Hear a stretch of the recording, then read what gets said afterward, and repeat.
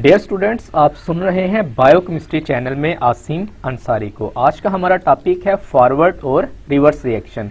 आज हम देखेंगे फॉरवर्ड और रिवर्स रिएक्शन क्या होते हैं। तो चलें अपने टॉपिक की तरफ चलते हैं। Forward and reverse reaction.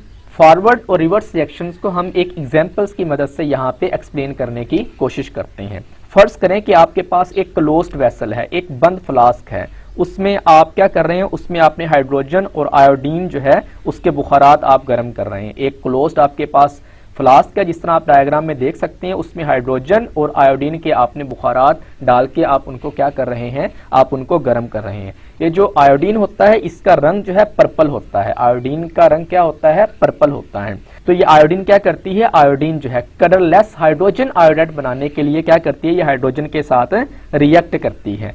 जब ये हाइड्रोजन और आयोडीन आपस में रिएक्ट करती हैं तो हाइड्रोजन आयोडाइड बनता है। ये हाइड्रोजन आयोडाइड का जो कलर होता है ये कलरलेस है, इसका कोई रंग नहीं होता, ये बेरंग होते हैं। ये एक किस्म का फॉरवर्ड रिएक्शन है। जब आप इसको क्लोज्ड वेसल में जब आप हाइड्रोजन और आयोडीन को क्या कर रहे हैं, आप उसको गर्म कर रहे हैं, तो इसके नतीजे में हाइड्रोजन आयोडाइड बन रहा है। तो ये एक किस्म का फॉरवर्ड रिएक्शन है जिसमें हाइड्रोजन और आयोडीन से क्या बन रहा है, हाइड्रोजन आयोडाइड बन रहा है, कलरलेस हाइड्रोजन आयोडाइड बनता है। दूसरी तरफ जब क्या करते हैं, दूसरी तरफ जब आप सिर्फ हाइड्रोजन आयोडाइड को क्लोज्ड वेसल में बंद करते हैं, सिर्फ यानी कि दूसरी तरफ यहाँ पे आप देखें, यहाँ पे एक और वेसल है, इसके अंदर सिर्फ और सिर्फ आपने हाइड्रोजन आयोडाइड आपने डाला हुआ है। जब आप इसको हाइड्रोजन आयोडाइड को इसमें डाल के जब आप इसको गर्म करते हैं, बंद फ्लास्क में आप इसको गर्म करते हैं, तो आयोडीन के बुखारात बनने की वजह से ये पर्पल रंग जो है दोबारा जाहिर होना शुरू हो जाता है। यानी कि आपने देखा यहाँ पे पहली फ्लास्क में क्या था कि उसमें आपने हाइड्रोजन और आयोडीन जो है, हाइड्रोजन और आयोडीन को आपने आपस में मिला के उसको क्या किया, आपने गर्म किया। जब आप उसको हीट अप करते हैं तो हाइड्रोजन आयोडाइड बनता है। तो वहां पे जो आयोडीन का कलर था ना, वो क्या हो गया, वो हल्का होना शुरू हो गया, पर्पल रंग उसका खत्म होना शुरू हो गया। तो ये एक किस्म का फॉरवर्ड रिएक्शन है जिसमें हाइड्रोजन और आयोडीन आपस में रिएक्ट करके हाइड्रोजन आयोडाइड बना रहे हैं। एक और आपने फ्लास्क ली, आपने उसमें क्या किया, सिर्फ और सिर्फ हाइड्रोजन आयोडाइड को डाल के आपने उसको गर्म करना शुरू किया। तो जैसे ही आप उसको गर्म करते हैं तो पर्पल रंग वहां पे जाहिर होना शुरू हो जाता है, जो इस बात की निशानदेही करता है कि हाइड्रोजन आयोडाइड से दोबारा जो है आयोडीन बनना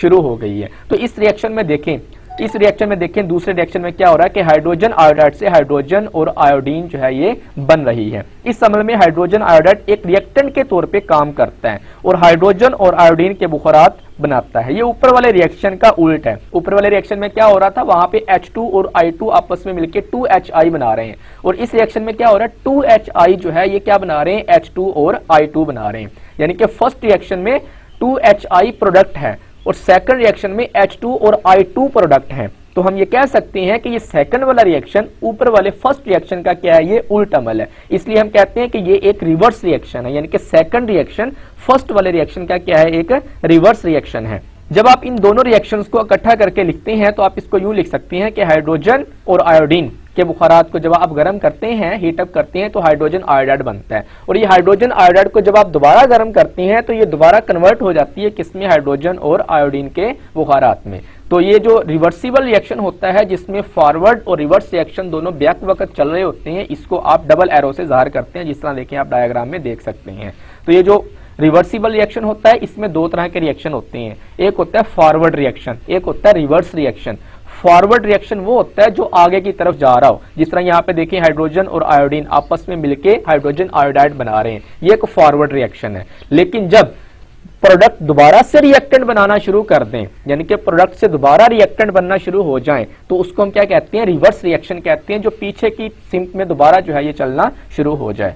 रिवर्सिबल रिएक्शन में फॉरवर्ड और रिवर्स रिएक्शन के जब रेट आपस में बराबर हो जाएं, तो उस हालत को हम क्या कहते हैं, केमिकल इक्विलिब्रियम की हालत कहते हैं। When rate of the forward reaction take place at the rate of reverse reaction, यानी कि जब फॉरवर्ड रिएक्शन का रेट रिवर्स रिएक्शन के रेट के बराबर हो जाए। But the composition of the reaction mixture remains the constant, लेकिन जो रिएक्शन करने वाले मिक्सचर के अज्जा होते हैं उनकी मिकदार कांस्टेंट ही रहती है। तो इसको हम क्या कहते हैं, इसे हम केमिकल इक्विलिब्रियम की हालत कहते हैं। तो केमिकल इक्विलिब्रियम की हालत में क्या होता है, केमिकल इक्विलिब्रियम की हालत में फॉरवर्ड रिएक्शन और रिवर्स रिएक्शन जो है, इन दोनों के रेट क्या होते हैं, इन दोनों के रेट बराबर होते हैं। और यहाँ पे जो रिएक्शन करने वाले मिक्सचर के अज्जा होते हैं उनकी मिकदार भी कांस्टेंट होती है।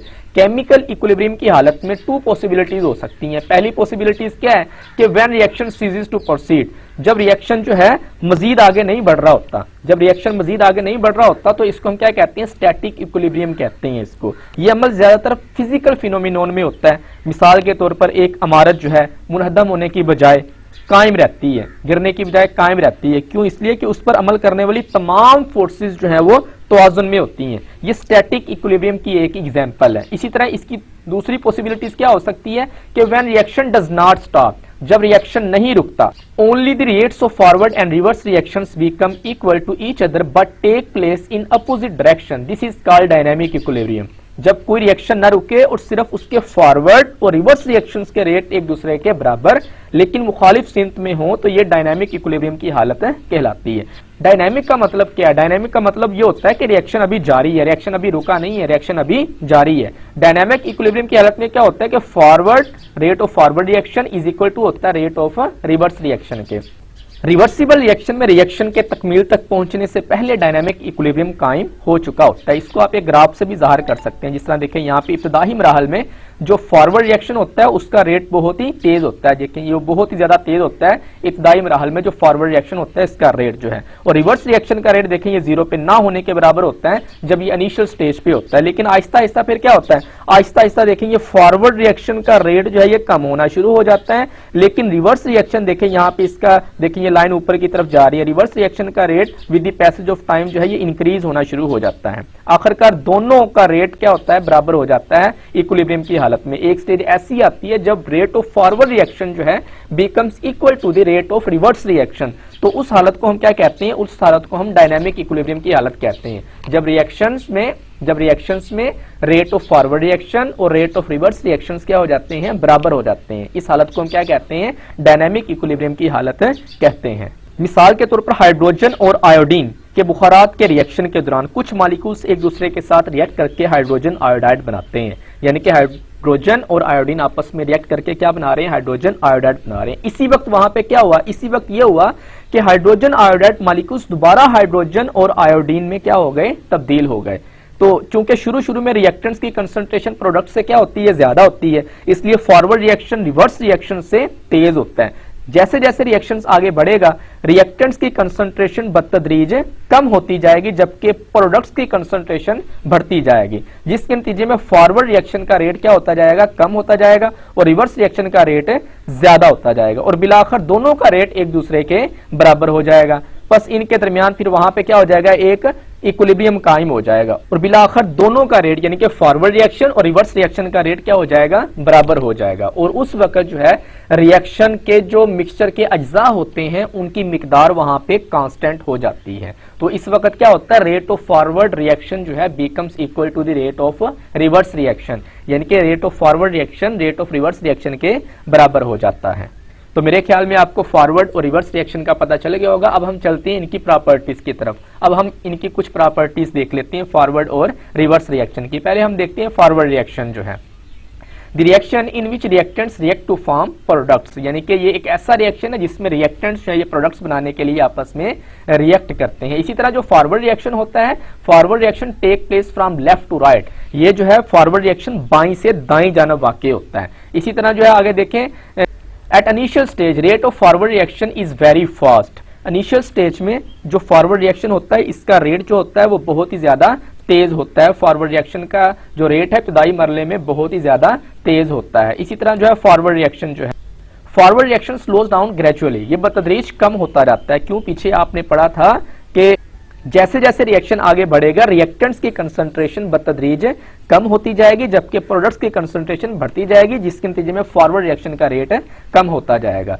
अब हम चलते हैं रिवर्स रिएक्शन की तरफ। The reaction in which products react to produce reactants, एक ऐसा रिएक्शन जिसमें प्रोडक्ट्स रिएक्टेंट्स बनाने के लिए रिएक्ट करते हैं, उसको हम क्या कहते हैं, उसको हम रिवर्स रिएक्शन कहते हैं। रिवर्स रिएक्शन जो होते हैं, रिवर्स रिएक्शन जो है takes place from right to left, जो है ये दाएं से बाईं जानब जो है ये वाक़ई होते हैं। रिवर्स रिएक्शन जो है in the beginning the rate of reverse reaction is negligible, शुरू में जो रिवर्स रिएक्शन का रेट होता है वो बहुत ही स्लो होता है। क्योंकि with the passage of time जो है जब रिएक्शन आगे बढ़ेगा तो रिएक्टेंट की कंसंट्रेशन बतदरीज कम होती जाएगी, जबकि प्रोडक्ट्स की कंसंट्रेशन बढ़ती जाएगी, जिसके नतीजे में फॉरवर्ड रिएक्शन जो है, फॉरवर्ड रिएक्शन का रेट तो कम होता जाएगा, लेकिन रिवर्स रिएक्शन का रेट क्या होता जाएगा, ज्यादा होता जाएगा। ये जो रिवर्स रिएक्शन होते हैं, reverse reaction speeds up gradually, ये बतदरीज जो है ये तेज होते हैं, क्योंकि with the passage of time जो है प्रोडक्ट की जब कंसंट्रेशन बढ़ती जाएगी तो उसके नतीजे में रिवर्स रिएक्शन का रेट जो है वो तेज होता जाएगा। अगर आप हमारे चैनल पर नए हैं तो प्लीज़ इस चैनल को सब्सक्राइब करें और साथ हर नई वीडियो के नोटिफिकेशन के लिए बेल के निशान को क्लिक करें।